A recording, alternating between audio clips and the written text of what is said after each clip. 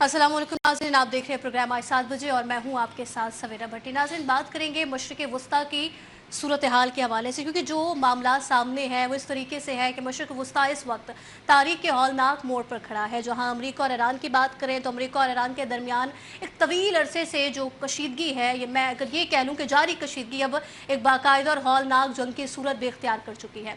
जी हाँ, अमरीकी अफवाज की जानिब से मुसलसल नवेरात ईरान की अस्करी तनसीबात, फ़ज़ाई दिफाई निज़ाम और मिज़ाइल और ड्रोन लॉन्च साइट्स पर शदीद बमबारी का दावा किया जा रहा है, और ये दावा अमरीकी सदर ट्रंप की जानिब से किया गया है, जिसके जवाब में ईरान के पासदारान इनकलाब ने भी आमना हुर्मुज़ में बैनुल अक़वामी बहरी गुज़रगाहों और शाम में कायम फ़ौजी मराकिज़ पर जवाबी हमले करके ख़ित्ते में जंग के शोलों को मज़ीद भड़का दिया है। अब दोनों ममालिक की जानिब से इस वक्त इंतहाई सख्त और जारहाना बयानात भी सामने आ रही हैं, जिसने ना सिर्फ मुस्लिम उम्मा बल्कि पूरी दुनिया की मईशत और अमन व अमान को शदीद खतरात से दो चार कर दिया है। अब हर गुजरते दिन के साथ ये सवाल मजबूत हुआ जा रहा है कि क्या दुनिया एक तीसरी आलमी जंग की तरफ बढ़ रही है, और इस भयानक सूरत हाल में आलमी बरादरी का अब किरदार क्या होगा। आज के प्रोग्राम में हम इस हसास और इंतहाई अहम सूरत हाल का जायज़ा भी लेंगे। साथ में नाज़रीन बात करेंगे आज़ाद जम्मू कश्मीर की, कि आज़ाद जम्मू कश्मीर के जो आम इंतखाबात है उसके शेड्यूल के ऐलान के साथ ही वादी का सियासी दर्जा हरारत अपने उरूज पर पहुँच चुका है, जहाँ कानून साज असम्बली की नशस्तों पर राज करने के लिए सियासी जमातों के दरमियान इक़्तिदार हासिल करने की एक ना ख़त्म होने वाली जंग का एक बार फिर आगाज़ हो चुका है। जी हाँ, एक तरफ मुस्लिम लीग नून तरक्याती मनसूबों के बातें करते हुए और इसी के साथ मैदान में उतरी है, तो दूसरी तरफ हम देख रहे हैं कि पाकिस्तान पीपल्स पार्टी भी अवामी ताकत और नए इंतखाबी नारों के साथ तख्त पर मुजफ्फराबाद पर कब्जा जमाने के लिए पुराज़म दिखाई देती है। इस इंतखाबी मार्के में वफाकी हुक्मरान इत्तेहाद के इत्तेहादी जमातों के दरमियान हम लफ्जी गोलाबारी भी देख रहे हैं और तंदो तेज सूरत हाल भी देख रहे हैं, जहाँ पे पीपल्स पार्टी के चेयरमैन है बिलावल भुट्टो जरदारी, जिन्होंने वजीर दिफा ख्वाजा आसिफ के कश्मीर से मुतालिक मुतनाज़ा बयान पर कड़ी तनकीद करते हुए कह दिया है कि ऐसे वज़रा को वफाकी ओहदों पर रहने का कोई अखलाकी हक नहीं है। और इस शदीद तनकीद का जवाब देते हुए वज़ीर आज़म के मुशीर बराए सियासी उमूर राना सनाउल्लाह ने बिलावल भुट्टो के तर्ज़ गुफ्तगू को नामुनासिब करार दिया है, खबरदार कर दिया है कि वोट हासिल करने के लिए नफरत पर मबनी ऐसी तकारीर मुल्क का सियासी माहौल मजीद ख़राब कर सकती है।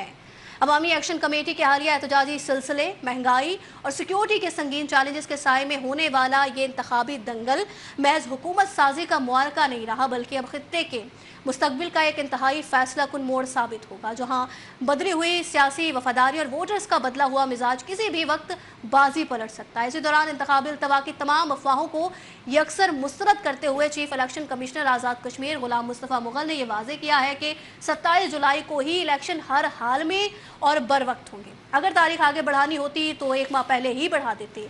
इलेक्शन कमीशन की जानिब से तमाम रिटर्निंग अफसरान तक पोलिंग मटेरियल पहुंचा दिया गया है, जबकि कल रावला कोट और पलंदरी के अलावा मुलाजमीन की पोलिंग भी शेड्यूल के मुताबिक मामूल के मुताबिक होने वाली है। अमन अमान बरकरार रखने के लिए पाक फौज, रेंजर्स और क्विक रिस्पांस फोर्स पर मुश्तमिल फुल प्रूफ सिक्योरिटी के अलर्ट इंतजाम मुकम्मल कर लिए गए हैं, ताकि अगले 7 दिनों में इंतखाबी मौके को पुरअमन और शफाफ अंदाज में पाया तकमील तक पहुँचाया जा सके। इसके अलावा मज़ीद सूरत हाल ये भी है कि खान साहब की हमशीरा है नौरीन नियाजी, उनकी जानिब से सिक्योरिटी इदारों और अस्करी मार्गों से मुतालिक हालिया मुतनाज़ा बयानात पर सियासी हलकों में शदीद रद्द अमल पाया जाता है। नौरीन नियाजी ने एक वेब चैनल को दिए गए इंटरव्यू में सियासी और ज़ाती जो है बुक्स का इजहार किया था, जिसे चैनल इंतजामिया की जानिब से पब्लिश नहीं किया गया, लेकिन एक क्लिप वायरल हुआ जिसके नतीजे में national cyber crime investigation agency ने फौरी एक्शन लेते हुए नौरीन नियाजी को बाकायदा तलबी का नोटिस जारी कर दिया है। इन तमाम मामलात पर बात करने के लिए हमारे साथ पैनलिस्ट मौजूद है। सीनियर सहाफ़ी और तजज़ियाकार इम्तियाज़ खान पारान साहब, सीनियर सहाफ़ी फैसल हकीम साहब, सीनियर तजज़ियाकार जब्बार चौधरी साहब और सीनियर तजज़ियाकार है शाहिद सकलैन साहब, वो भी प्रोग्राम में हमें ज्वाइन कर चुके हैं। शाहिद साहब, सर आपसे बात का आगाज़ करूँगी। सबसे पहले अमेरिका और ईरान के सूरत हाल पर बात कर लेते हैं। सर, सारी सूरत हाल ही हमारे सामने है, जैसे कि मैं इंट्रो में भी बता चुकी हूँ। अब अमेरिका ने ईरान पर हमलों का दायरा मज़ीद वसी कर दिया है। दूसरी तरफ अगर हम ईरान का मौक़िफ़ रखें और ईरान की बात करें तो ईरान वाज़े तौर पर यह बात कर रहा है कि मुज़ाकरात और जंग साथ साथ चलने की पॉलिसी अब ख़त्म हो चुकी है।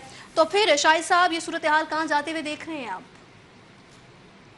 देखें, ये सूरत हाल मुझे ये लगता है कि ये सूरत हाल शायद इसी तरह कुछ अर्सा मज़ीद जारी रहेगी। पहले दिन से हमने देखा कि जो सदर ट्रंप हैं उनके जितने भी स्टेटमेंट आए, सबसे बड़े जो इस ईरान को जो फ़ायदा हुआ उन स्टेटमेंट्स का, वो ये हुआ कि ईरान उनके स्टेटमेंट्स को اپنی فیور میں استعمال کرتا رہا پہلے دن سے. صدر ٹرمپ جو ہے وہ پہلے دن سے دعوے کرتے آ رہے ہیں کہ میں جنگ جیت چکا ہوں. صدر ٹرمپ پہلے دن سے دعوے کرتے آ رہے ہیں کہ میں نے ایران کی جو فوج ہے اس کو ختم کر دیا ہے. صدر ٹرمپ پہلے دن سے دعوے کرتے آ رہے ہیں کہ جی میں نے ان کے نیوکلیر پروگرام کو جو ہے وہ تباہ و برباد کر دیا ہے. لیکن پریکٹیکلی اگر دیکھا جائے تو وہ اپنے دعووں کی تردید اپنے ایکشن سے خود کر رہے ہیں. اگر ایران کی فوج تباہ ہو گئی ہے تو دوبارہ حملے کرنے کی کیا ضرورت ہے؟ اگر ان کا ایٹمی پروگرام ختم ہو گیا ہے تو صدر ٹرمپ بار بار کیوں کہہ رہے ہیں کہ جی مجھے ان کے ایٹمی پروگرام نہیں چاہیے, ہم ان کو کبھی بھی ایٹم بم استعمال یا حاصل کرنے نہیں دیں گے. تو یہ جو صورتحال ہے, ظاہر ہے صدر ٹرمپ ایک طرف خود کہتے ہیں, وائٹ ہاؤس کے اسٹیٹمنٹس آتے ہیں کہ جی ہم ایران کے ساتھ مذاکرات جاری رکھے ہوئے ہیں, مذاکرات ہونے چاہیے.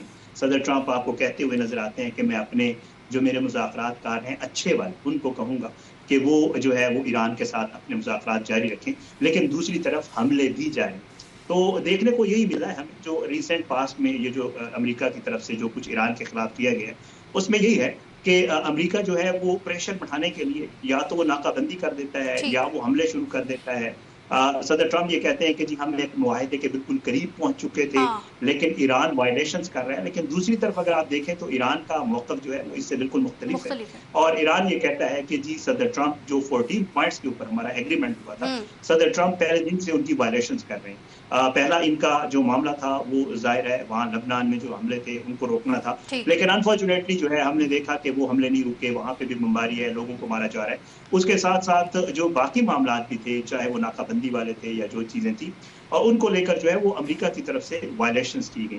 تو مجھے یہ لگ رہا ہے کہ صدر ٹرمپ اپنا دباؤ جو ہے وہ بڑھانا چاہ رہے ہیں. صدر ٹرمپ کی یہ کوشش ہے کہ وہ ایران کو اپنی ٹرمز کے اوپر لے کے ہیں, لیکن ایران جو ہے وہ یہ واضح کہہ بھی چکا ہے اور نظر بھی آ رہا ہے کہ اگر دیکھا جائے آپٹکس میں تو وہ ایران کو برتری حاصل ہے اس سارے معاملے میں, اور ایران کی یہ کوشش ہے کہ وہ چیزیں جو وہ جنگ کے میدان میں کسی حد تک جو ہے وہ گین کر چکا ہے یا تو وہ اس کو جو ہے مذاکرات کی میز پر. شاہد صاحب آپ نے ایک بات کی ہے کہ امریکی صدر ٹرمپ جو ہے وہ ایران پر دباؤ ڈالنا چاہ رہے ہیں, پریشر ڈالنا چاہ رہے ہیں. تو سر وہی بات جو آپ نے کہا کہ برابری کی سطح پر مذاکرات, اور ہم ایران کا شروع دن سے یہ موقف بھی دیکھ رہے ہیں جب سے مذاکرات کی باتیں شروع ہوئی معاہدے کے حوالے سے, تو سر ایک ہی موقف تھا ایران کا کہ برابری کی سطح پر مذاکرات ہوں گے. تو اب پھر آپ کیا دیکھ رہے ہیں, کیا ایران دباؤ میں آئے گا اور اب مذاکرات کی طرف جاتے ہوئے یہ معاملہ دیکھ رہے ہیں, یا پھر جو تیسری عالمی جنگ کا خدشہ ظاہر کیا جا رہا ہے سر, یا یہ معاملات وہاں جائیں گے اب آگے؟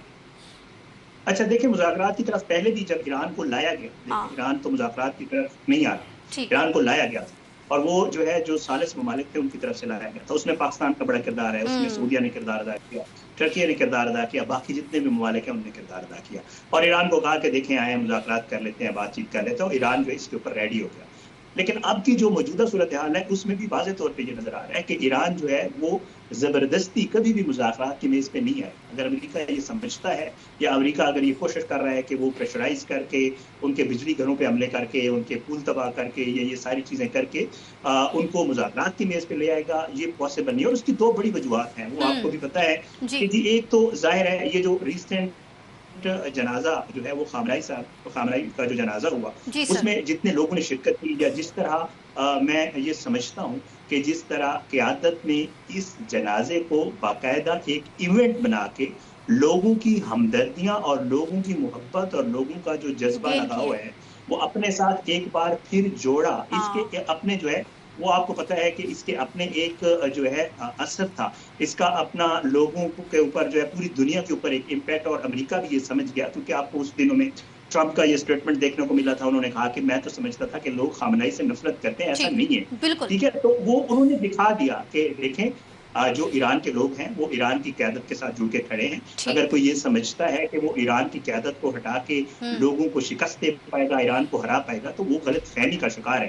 اب بھی یہ لگتا ہے کہ ایران جو ہے وہ اتنا آسانی سے مذاکرات کی میز پہ نہیں آئے گا صحیح, تو وہ اسی لیول پہ آئے گا جس کی ہم بات کر رہے ہیں کہ جی وہ کہے گا کہ برابری کی سطح پہ اگر مذاکرات کرنے ہیں تو موسٹ ویلکم, اگر نہیں تو پھر ٹھیک ہے آپ بھی حملے کرتے رہے, ہم بھی حملے کرتے رہیں گے. اور آپ نے دیکھا کہ امریکہ جو ہے وہ امریکہ پہ تو ڈائریکٹ حملے نہیں کر سکتا. امریکہ کے جتنے انسٹالیشن ہیں ان میں سے کتنی باقی بچ گئی ہیں جو یہاں آپ کو اس کے گلف اسٹیٹس میں نظر آتی تھی, یا جو کنٹریز ہیں ان میں, تو زیادہ تر تباہ ہو چکی ہیں. امریکہ وہاں سے بھاگ چکا ہے. امریکہ کی یہ کوشش ہے, اب امریکہ ہمیں اس جنگ میں بہت ساری چیزیں تبدیل ہوتی ہوئی نظر آ رہی. اب امریکہ کی یہ کوشش ہے کہ کم از کم इस खित्ते में अपनी मौजूदगी बरकरार रख सके, जिसको ईरान खत्म करना चाहे। तो अब जो अमेरिका के ठीक सर। बका की ये सूरत हाल है जी, जो वो चाह रहा है कि जी वो कम से कम इस ठीक है सर, खित्ते में जब्बार किसी साहब सूरत का इस पर मौजूद हो, कमेंट ले लेते मैं हैं। आपने समझ जो रहा बात की है जब्बार साहब, जो शाहिद साहब कह रहे हैं कि ईरान ज़बरदस्ती मुज़ाकरात की मेज़ पर नहीं आएगा और सारी सूरत हाल सामने है। पहले भी ईरान ज़बरदस्ती मुज़ाकरात की मेज़ पर नहीं आएगा। पाकिस्तान ने बेहतरीन सालिसी का किरदार अदा किया था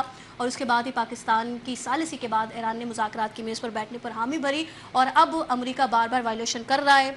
जो 14 नुकात थे, फिर सर सूरत हाल अब आप कहाँ जाते हुए देख रहे हैं, जैसे कि शाहिद साहब का मौक़िफ़ भी आपके सामने है।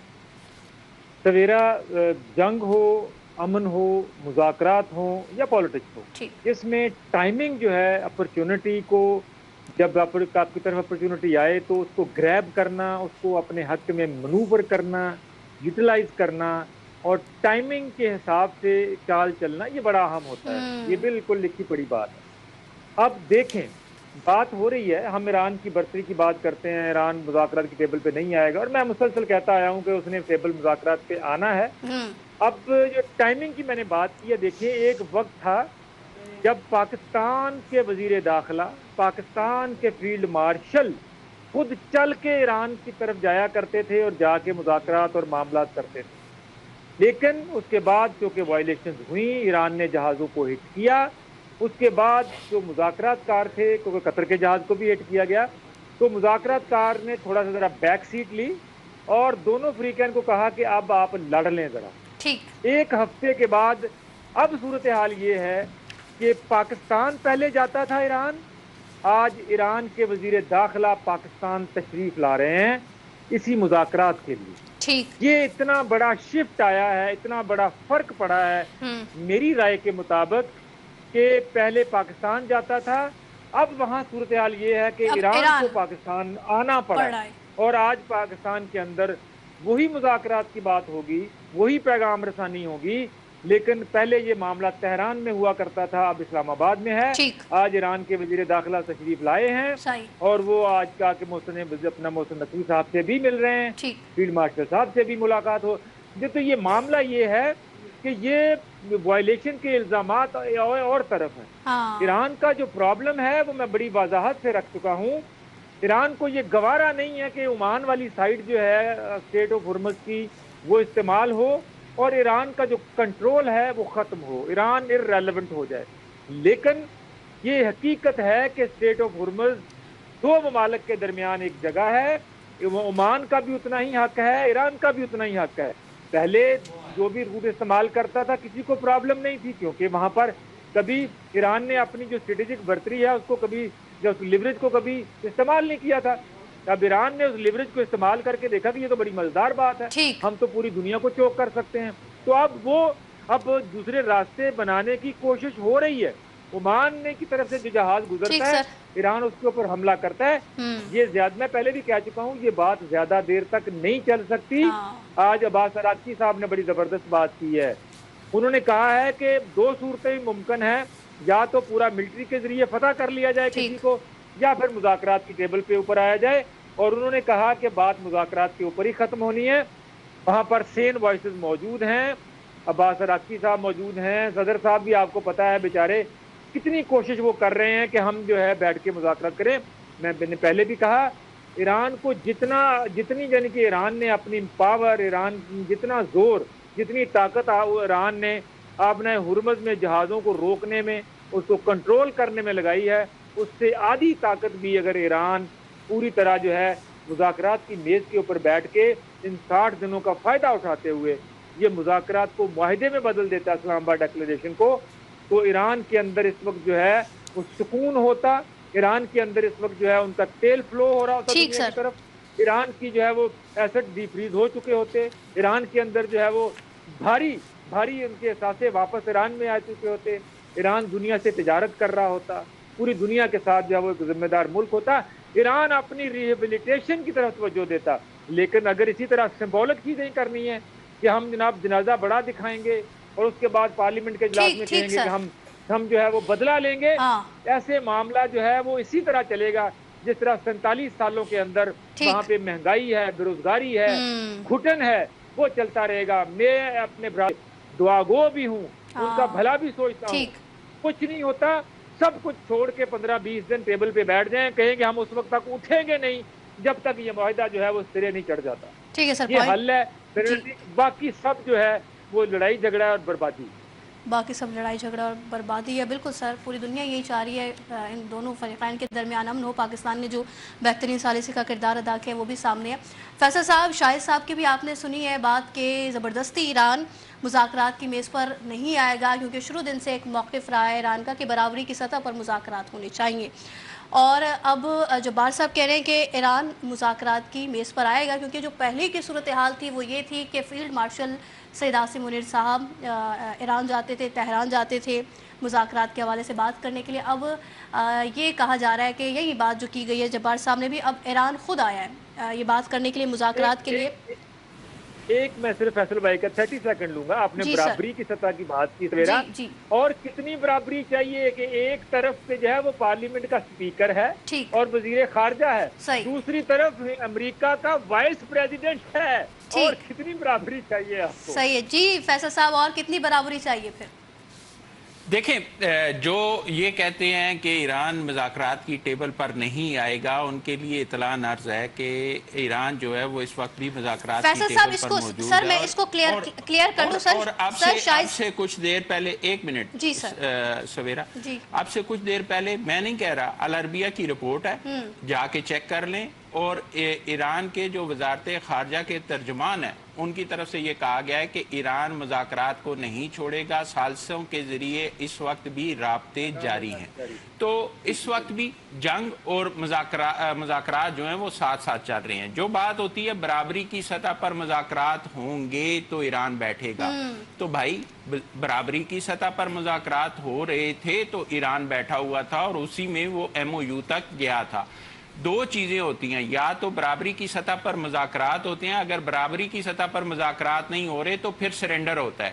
اب فیصلہ آپ نے کرنا ہے کہ آپ نے سرنڈر کیا تھا یا مذاکرات کیے تھے, اور میرے خیال میں مذاکرات ہوئے تھے اور ان مذاکرات میں ایران نے بہت کچھ حاصل کیا تھا. آپ 14 نکات پڑھ لیں, ان 14 نکات میں سے ایک نیوکلیئر والا جو ہے اس کو کچھ دیر کے لیے سائڈ پہ رکھ لیں تو باقی 13 نکات جو ہیں وہ آپ کو ایران کے حق میں ملیں گے.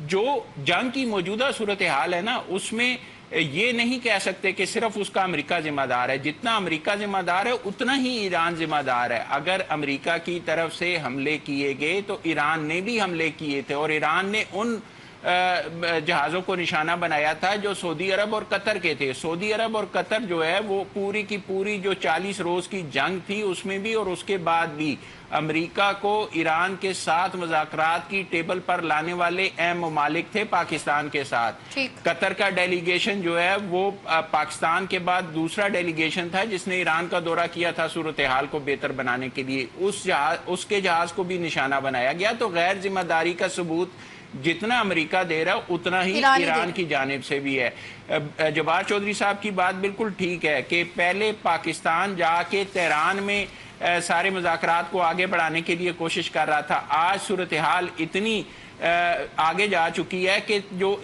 وہاں کے وزیر داخلہ ہے وہ خود پاکستان آئے ہیں, اسلام آباد میں جو ہے وہ بات چیت کرنے کے لیے آئے ہیں. پہلے جو صورتحال تھی آپ یہ دیکھیں, آپ یہ کہتے ہیں کہ 47 سال سے ایک معاملہ چل رہا ہے, 47 سال سے ہم نے یہ کر دیا اور 47 سال سے ہم سروائیو کر رہے ہیں. دو علیحدہ علیحدہ چیزیں ہوتی ہیں. 47 سال یا 20 سال 22 سال جب سے نیوکلیئر پروگرام آپ نے شروع کیا ہے تو آپ نے پابندیاں برداشت کی ہیں. معاشی طور پر آپ کے اوپر پابندیاں تھی, کھل کر تجارت نہیں کرنے دی, لیکن اس دوران بھی آپ کا جو خام تیل تھا وہ اس کی تجارت ہو رہی تھی. اب جو صورتحال آپ کو درپیش ہے 28 فروری اور اس کے بعد کی, اس میں آپ پر معاشی پابندیاں بھی ہیں, اس میں آپ پر جنگ بھی جو ہے لڑ رہے ہیں, اور اس جنگ کی وجہ سے ایران کے اندر بڑے پیمانے پر تباہی بھی ہو رہی ہے. آپ معاشی پابندیوں پر تو شاید برداشت کر سکتے ہیں, لیکن اس تباہی کو دوبارہ جو ہے وہ بحالی کے لیے ایک سرمایہ کی ضرورت ہے. اور وہ جب آپ MOU میں گئے تھے تو آپ کو یقین دلایا گیا تھا کہ جو ساسا جات ہیں, جو اثاثے منجمد ہیں, ان کی بھی واپسی ہوگی, اور اس کے ساتھ ساتھ تعمیر نو کے حوالے سے بھی جو ہے وہ وعدہ کیا گیا تھا $300 ارب کی فراہمی کا, اور اس کے شرائط طے ہونی تھی.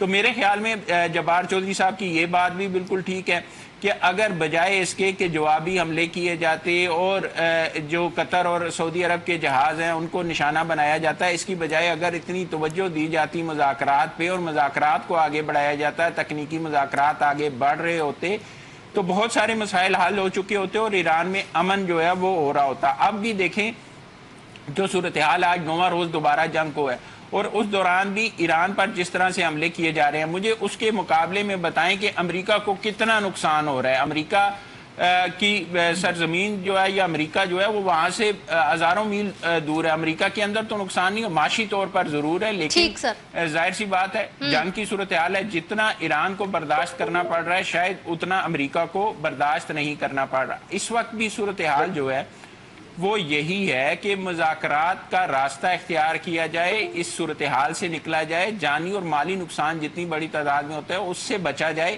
اور ایران کو اب معاشی قوت بنایا جائے۔ معاشی قوت تبھی بن سکتا ہے جب وہاں پہ امن ہوگا، جب وہاں پہ تجارت کھلے گی۔ اور آپ یہ دیکھیں گے پاکستان ہر طرح سے ساتھ کھڑا ہوا تھا، پاکستان نے 6 راہداریاں بھی کھولیں اور پابندیوں کے خاتمے میں بھی کردار ادا کیا۔ تو پاکستان کی طرف سے کی جانے والی کوششوں کو سراہا بھی جانا چاہیے اور اس کے ساتھ ساتھ کچھ ہوش مندی کا ثبوت دینا چاہیے، بجائے اس کے کہ جنگ سے تباہ حال ہو کر آپ کے سامنے بہت ساری مثالیں ہیں، لیبیا کی مثال آپ کے سامنے ہے، ایران کو ہوش مندی کا ثبوت دینا چاہیے اور صبر و تحمل کا مظاہرہ کرنا چاہیے، معاشی قوت اور دفاعی قوت بننا ہے، دفاعی قوت بننا ہے۔ ٹھیک ہے امتیاز صاحب، آپ نے سنی جو تینوں معزز مہمانوں کی جانب سے بات کی گئی، اور میں ایک بات شاید کلیئر کر دوں سر، شاہد صاحب یہی بات کر رہے تھے کہ زبردستی مذاکرات کی میز پر نہیں لایا جا سکتا، ورنہ تو ایران بھی مذاکرات کی میز پر آئے گا۔ میں نے تو زبردستی والی بات ہی نہیں کی، میں تو یہ کہہ رہا ہوں کہ مذاکرات ختم ہی نہیں ہوئے، اب بھی مذاکرات جاری ہیں، وہ بل واسطہ ہیں یا بلا واسطہ ہیں۔ ٹھیک ہے سر جی، اور یہ ان کی وزارت خارجہ خود کہہ رہی ہے۔ ٹھیک ہے سر، امتیاز صاحب بتائیں، جیسے کہ فیصل صاحب نے کہا ہے کہ ایران کو ہوش مندی کا ثبوت دینا چاہیے اور صبر و تحمل کا مظاہرہ کرنا چاہیے اس صورتحال میں۔ بسم اللہ الرحمن الرحیم، ہر دم درود و سلام محمد آل محمد صلی اللہ علیہ وسلم پر۔ دیکھیں یہ بات تو ہم کئی ٹائم سے کر رہے ہیں، فیصل صاحب بھی، جبار صاحب بھی، اعظم ملک بھی، ہم بھی، کہ ایران کو ایک دانش مندی کا ثبوت دینا چاہیے۔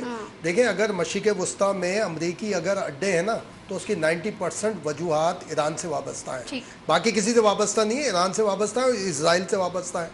اسرائیل براہ راست نہیں کرتا، اس نے 2-3 کنٹریز سے، خاص طور پہ ایران سے رہا اس کا، باقی اس نے نیٹ ورکنگ کی بھی تھی، ڈائریکٹ انڈائریکٹ وہ ساری چیزیں تھیں۔ اور دوسری جبار چودھری صاحب نے بھی پچھلے پروگرام میں بھی ایک بات کی تھی کہ جب آپ کسی کو دیوار سے لگا دیں گے تو دوسرا راستہ نکلے گا۔ بات یہ ہو رہی تھی 14 نکات میں، خود ایران نے کہا تھا کہ ہم عمان سے اور آپس میں بیٹھ کے ہم طے کریں گے کہ یہ ابنائے حرمس کا سسٹم کیسے ڈیولپ کرنا ہے، کیسے، وہ پوائنٹس کے اندر بھی لکھا ہوا ہے۔ پوائنٹس میں سروسز کی بھی بات تھی کہ سروسز چارج، اب جو ہم یورینیم افزودگی کی بات کرتے ہیں وہ آلریڈی 2015 میں سائن ہو چکا ہے، جس سے ٹرمپ خود نکلا تھا۔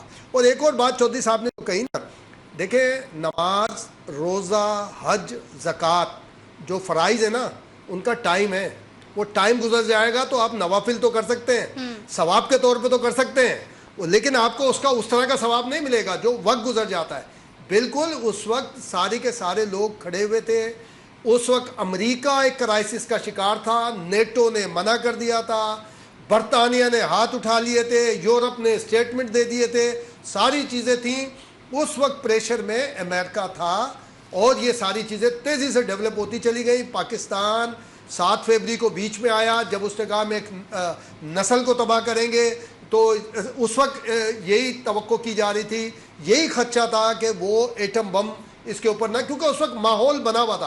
اس کے بعد ہم صرف بیانات دے رہے ہوتے، ہم بیانات چیخ رہے ہوتے کہ جناب تباہی کر دی، امریکہ ظالم ہے، امریکہ نے تباہی مچا دی، مسلمان دشمن ہے، یہ یہود و نصارہ دوست نہیں ہو سکتے، ہم یہ اسٹیٹمنٹ دے رہے ہوتے، ادروائز خرابی ہو جاتی۔ اس وقت پاکستان کی پولیٹیکل پرائم منسٹر شہباز شریف نے فون کیا اور ایک نیا ماحول بن گیا، کیونکہ ایک تیسری ثالثی کی ضرورت تھی، وہ پرووائڈ کر دی گئی، پیچھے سے ہمارے ساری ایکٹیویٹی ایک شروع ہو گئی، تو تیزی سے ڈیولپمنٹ شروع ہوئی اور معاملات ٹیبل اور 14 پوائنٹس تک آ گئے۔ ایک پوائنٹ بھی علیحدہ نہ رکھے نا، فیصل صاحب نے ایک ایگزمپشن دی گفتگو کے لیے، مگر اس کو بھی نہ رکھیں تو 14 کے 14 پوائنٹ ایران کے حق میں ہیں۔ مگر کیا ہوا، جب معاملے کو دھمکیوں پہ آئے، ساری چیزیں آئیں، تو نیٹو کا اجلاس کہاں پر ہوا جناب؟ ترکی میں. ہم نے کہا یہ ترکی میں ہونا غیر معمولی ہے. پھر پتہ چلا ٹرمپ صاحب آ گئے. ہم نے کہا یہ اس سے زیادہ غیر معمولی ہے کہ اس کا مطلب معاملات تیزی سے امریکہ سنوارنے کی طرف جا رہا ہے. اب یہ ابنائے حرمز دنیا میں ڈسکس ہو رہی ہے، وینزویلا کوئی ڈسکس نہیں کر رہا. اسپین کل فیفا کا ورلڈ کپ کس کے ہاتھوں سے لیا اسپین نے؟ اگر اسپین اعلان کر دیتا ہمارے ایک دو لوگوں کی طرح کہ امریکی صدر سے نہیں لیں گے. اسپین اس وقت پرابلم میں ہے یا نہیں امریکہ؟ یہ ٹرمپ کی وجہ سے بالکل اس بدترین مسائل کا شکار ہے اس وقت اسپین. لیکن کس کے ہاتھ سے لیا اس نے؟ ٹرمپ کے ہاتھ سے لیا. یہ اسپین دنیا میں آگے اوپر آ گیا کہ وہ ٹرمپ جو ان کے خلاف لگا ہوا ہے وہ ساری چیزیں، گرین لینڈ ہم بھول گئے، ساری چیزیں. تو امریکہ نے پھر تیزی سے ڈپلومیسی اپنی شروع کی، ادھر بھی سارے معاملات پر آیا، بات چیت بھی اس نے کی. اگر یہ ایران اپنی اکنامیکل سوشل ڈیولپمنٹ کی طرف جائے، بات شاہد کی تو وہ زیادہ اچھا نا، شاہد صاحب کی بات صحیح ہے کہ جناب وہ زبردستی نہیں. تو بھائی امریکہ آپ کو کمزور تر رکھ کے آگے آنا چاہتا ہے. 14 پوائنٹس میں کوئی تبدیلی نہیں ہوئی ہے. اگر ہم یہ کہیں نا کہ میں اپنی شرائط پہ یا امریکہ اپنی شرائط پہ ڈائیلاگ چاہتا ہے تو ابھی تک ایک شرط نہیں آئی ہے. وہ کہتا ہے جناب یہ 14 پوائنٹ ہے، 14 پوائنٹ میں ایک بھی اضافہ نہیں ہوا کہ آگے. لیکن ایک بات آپ اس وقت اگر انٹرنیشنل مختلف یعنی ریلیٹڈ بھی اور ارریلیونٹ بھی اور امپارشل بھی آپ تجزیہ کاروں کو سنیں گے نا سمیرہ، تو اس وقت اگین ایران میں، یہ میں وثوق سے کہہ رہا ہوں، اس پہ دلائل بھی دے سکتا ہوں، ریجیم چینج کے لیے معاملات آگے چل رہے ہیں. وہاں پہ آپ دیکھیں کہ جب عباس عراقچی طالبان جب کوئی پروگرام کرتے ہیں، کوئی بات طے کرتے ہیں، تو وہاں سے پاسداران کا حملہ ہو جاتا ہے قطر کے اوپر اور سعودی عرب کے اوپر. اگین وہاں پہ ایک ایکٹیویٹی ٹھیک ہے سر، آپ کہہ رہے ہیں کہ ایران میں رجیم چینج کے لیے معاملات چل رہے ہیں. اسی کے ساتھ پروگرام میں وقت ہوا ایک بریک کا، مزید بھی بات کریں گے. فیصل صاحب آپ کا بھی پوائنٹ لیں گے بریک کے بعد، ساتھ رہیں. ویلکم بیک ناظرین. ایران امریکہ کی صورتحال پر بات کریں جس میں ہم دیکھ رہے ہیں کہ صورتحال مزید کشیدہ بھی ہوتی جا رہی ہے اور ساتھ ساتھ مذاکرات کے جو معاملات ہیں وہ بھی اپنی سمت میں گامزن ہے. فیصل صاحب آپ جو بات کرنا چاہ رہے تھے سر وہ بھی اپنا پوائنٹ ایڈ کیجیے گا. اور امتیاز صاحب نے جو بات کی ہے رجیم چینج والے ایران کے حوالے سے کہ معاملات چل رہے ہیں، سر اس پر بھی کیا کامنٹ دیں گے؟ پھر دیکھیں، سب سے پہلے تو جو ابنائے ہرمز کے حوالے سے ایک موقف اپنایا جاتا ہے کہ ایران اور عمان کے درمیان رابطے ہیں، اور عمان نے تجویز دی ہوئی ہے کہ ابنائے ہرمز میں جو انٹری اور ایگزٹ ہے اس کے لیے 2 راستے مختص کر دیے جائیں تاکہ آنے اور جانے والے جہازوں کا راستہ بھی متعین ہو سکے اور اس کے ساتھ ساتھ غلط فہمی کی بنیاد پر جو آپریشنز کیے جاتے ہیں وہ بھی ممکن نہیں ہوں گے. اس پر ابھی جواب آنا باقی ہے. ایران کا ابھی تک اس پر رد عمل نہیں آیا، اس پر خاموشی ہے اور یہ گزشتہ کئی دنوں سے تجویز دی گئی ہے. دوسرا، جتنا اہم یہ راستہ ہے ابنائے ہرمز، آپ یہ دیکھیں کہ ایران کی وجہ سے ایران کو یہاں پر اہمیت حاصل تھی، اہمیت حاصل ہے. اگر وہ اپنی اہمیت برقرار رکھنا چاہتا ہے تو ظاہر سی بات ہے عمان کے ساتھ سیٹلمنٹ جلد سے جلد کرنی پڑے گی.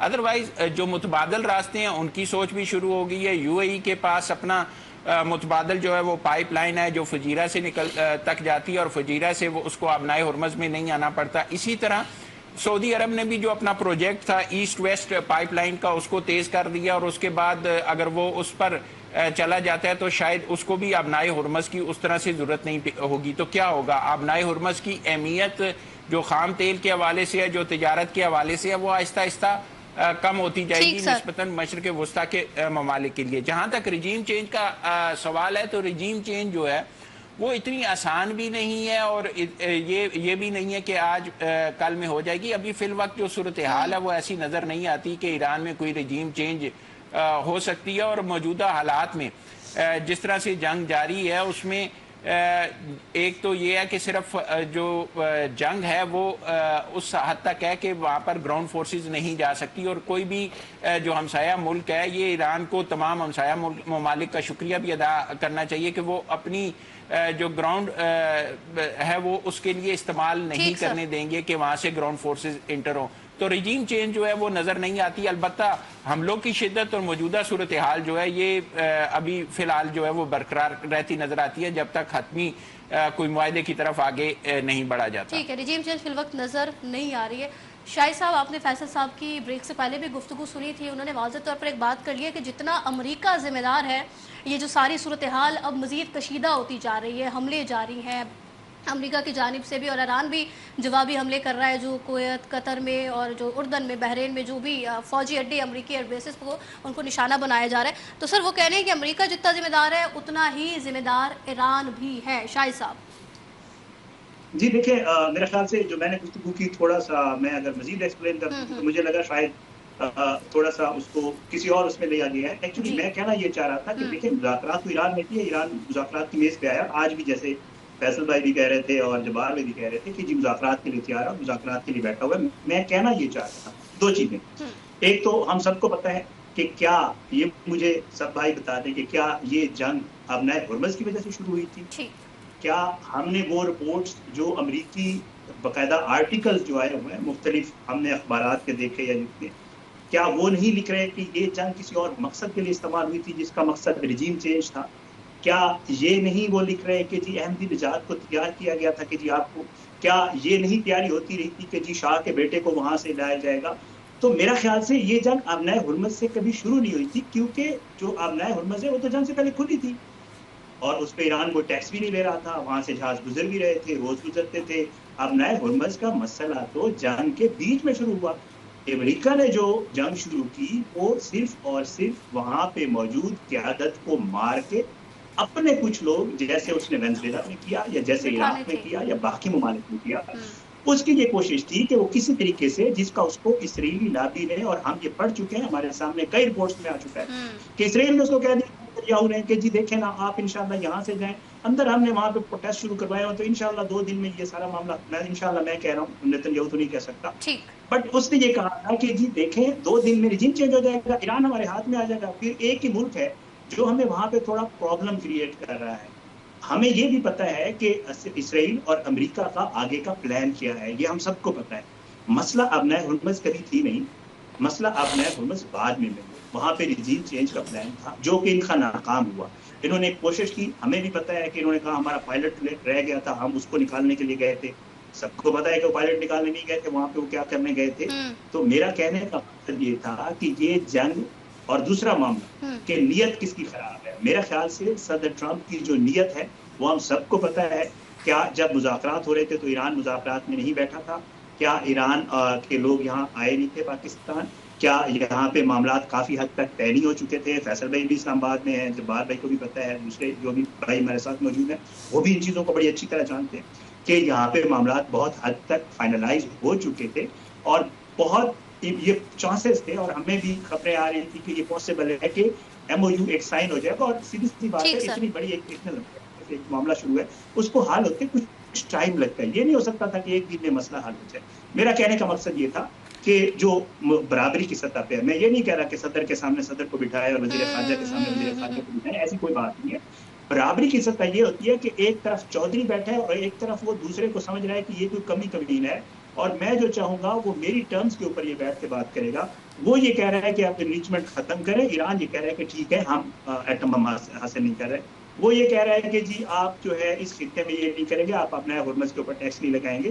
اس کے اوپر بات چیت ہو سکتی ہے. دیکھیں ایک طریقہ ہوتا ہے کہ آپ بیٹھ کے بات چیت کریں، ایک یہ ہوتا ہے کہ میں کسی کو کہہ دوں کہ بھائی آپ نے میرے ساتھ بات کرنی ہے تو ٹھیک ہے، میری ٹرمز پہ نہیں کرتے تو پھر میں آپ کو شاہد صاحب یہی سویرا ایک چیز میں ایڈ کرنا چاہوں گا کہ دیکھیں اگر رجیم چینج کے لیے یہ جنگ تھی تو اتنے 40 روزہ جنگ میں اور اس کے بعد بھی بہت ساری کوششیں کی گئی، رجیم چینج نہیں ہوئی. اور رجیم چینج نہ ہونا کس کی کامیابی ہے؟ ایران کی کامیابی ہے. اور اس کے رجیم چینج نہ ہونے میں پاکستان اور ترکیہ کا بہت بڑا کردار ہے، یہ پوری دنیا جانتی ہے. پھر احمدی نژاد کے حوالے سے اگر سٹیٹمنٹس آئے ہیں یا آرٹیکل آیا ہے بین الاقوامی میڈیا میں، تو اس پر ایران نے اپنا کیا رد عمل دیا ہے؟ کیا احمدی نژاد کے حوالے سے جو بین الاقوامی میڈیا لکھ رہا ہے، جو مغربی میڈیا لکھ رہا ہے، اس سے وہ اتفاق کرتے ہیں کہ واقعی احمدی نژاد جو ہیں وہ رجیم چینج کے لیے ایک آپشن کے طور پر موجود تھے؟ اور اس ساری صورتحال میں اگر آپ دیکھیں تو جتنی بھی پوائنٹس آپ لیتے جائیں گے، آپ کو ہر جگہ ایران جو ہے وہ بہتر پوزیشن میں نظر آئے گا. اگر آپ یہ کہتے ہیں کہ ایک چودھری اور ایک کمین کے حوالے سے، تو ایسی صورتحال بالکل نہیں تھی. اگر وہ یہ کہہ رہے تھے کہ وہاں پہ نیوکلیئر انریچمنٹ جو یورینیم کی انریچمنٹ جو ہے وہ نہیں ہوگی، تو اس کے بدلے میں آپ یہ دیکھیں کہ ایران کا جو مطالبہ تھا وہ یہ تھا کہ تمام محاذوں پر جنگ ختم کی جائے گی. لبنان کے حوالے سے اس میں پیش رفت مسلسل جاری ہے اور مسلسل پیش رفت ہو رہی ہے. تو یہ ایران کی کامیابی تھی، یہ امریکہ کی کامیابی نہیں تھی، یہ ایران کی کامیابی تھی. اگر وہاں پہ بات مانی جا رہی تھی ابنائے ہرمز کے حوالے سے تو یہ ایران کی کامیابی تھی. اگر وہاں پہ ایران پر سے پابندیاں اٹھ رہی تھیں تو یہ ایران کی کامیابیوں میں سے تھا. اگر یورینیم انریچمنٹ کے حوالے سے کوئی معاملات طے ہونے تھے اور وہ تکنیکی مذاکرات میں یقینی طور پر طے ہونے تھے جس میں اس کی ایک حد مقرر کیے جانی تھی، اور ایران جو ہے وہ نہیں بنانا چاہتا وہاں پہ اپنے ہتھیار، تو اس کی جو حد مقرر کی جاتی، چاہے وہ صحت کے حوالے سے اس کے استعمال کے لیے کی جاتی یا سول نیوکلیئر ٹیکنالوجی جتنے بھی اس کے دیگر مقاصد کے لیے، تو وہ بھی ایران کی کامیابی تھی. اس میں امریکہ کی کامیابی ہمیں کہاں پہ نظر آتی ہے؟ اور 14 نکات جو ہے نا فیصل بھائی دیکھیں نا، 14 نکات جو ہے باہمی رضامندی سے طے ہوئے تھے. شاہد صاحب کی بالکل ٹھیک ہے انالیسس، اپنے حساب سے ہم بھی حساب میں کریں گے.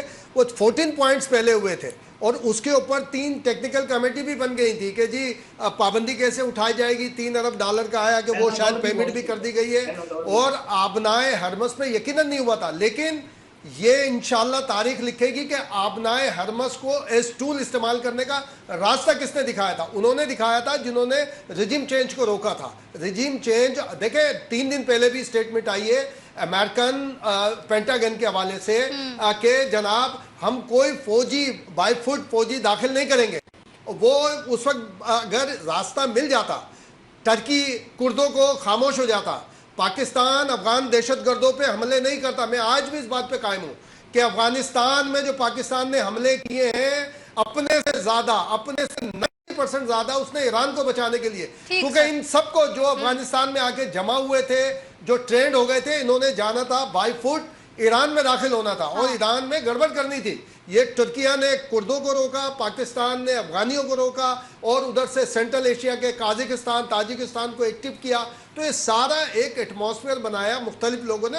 ماحول بھی جو 14 نکات کے اندر پاکستان کا بہت بڑا کردار رہا. تو ہمارا مقصد یہ نہیں ہے ایران کی سپرمیسی کے ساتھ چاہتے ہیں ہم، لیکن ابھی بھی سویرا بس ایک بات بس کہ جو آفٹر جنگ جو بھی دنیا کی خاص طور پر مسلم ہسٹری ہے، جنگ کے بعد جو معاہدہ ہوتا ہے بڑا سکسیسفل ہوتا ہے.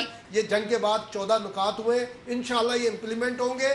کم و بیش ہوتا رہتا ہے، زیادہ جاتا آتا رہتا ہے، لیکن حکمت سے کام لینا چاہیے. ایران کو مشرق وسطیٰ کو اپنے خلاف نہ کرے. ٹھیک ہے، مشرق وسطیٰ کو اپنے خلاف نہ کرے. آپ کو پوائنٹ آ گیا. جبار صاحب، آزاد کشمیر کے حوالے سے جو انتخابات کی باتیں چل رہی ہیں اس کے بعد ہم دیکھ رہے ہیں جو اتحادی جماعت پیپلز پارٹی اور نون لیگ کی بات کر رہی ہوں سر، ان کے درمیان جو لفظی گولہ باری پھر اس کے بعد تند و تیز مزید ہو گئی ہے. پیپلز پارٹی کے چیئرمین بلاول بھٹو صاحب نے جو وزیر دفاع خواجہ آصف کے کشمیر سے متعلق متنازع بیان پر جو کڑی تنقید کی ہے وہ بھی ہمارے سامنے ہے. تو سر اب اس اتحاد میں آپ کو درار پڑتی نظر آ رہی ہے جبار صاحب؟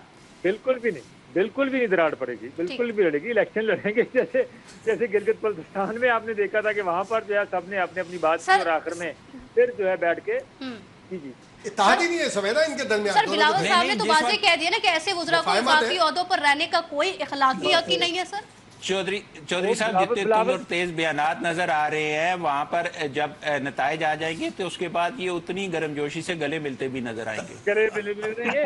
دیکھیں بلاول تو خوش ہیں کہ ان کو ایک سٹیٹمنٹ مل گیا، حالانکہ اس سٹیٹمنٹ کو 15-20 دن گزر گئے ہیں اور خواجہ صاحب نے بات بھی کہ ایسے ایک اور کانٹیکٹ میں کی تھی اور وہ میرپور تو گجرات کے ساتھ لگتا ہے، ببر ساتھ لگتا ہے، تو انہوں نے کہا تھا کہ یہ تو پنجابی لگتے ہیں.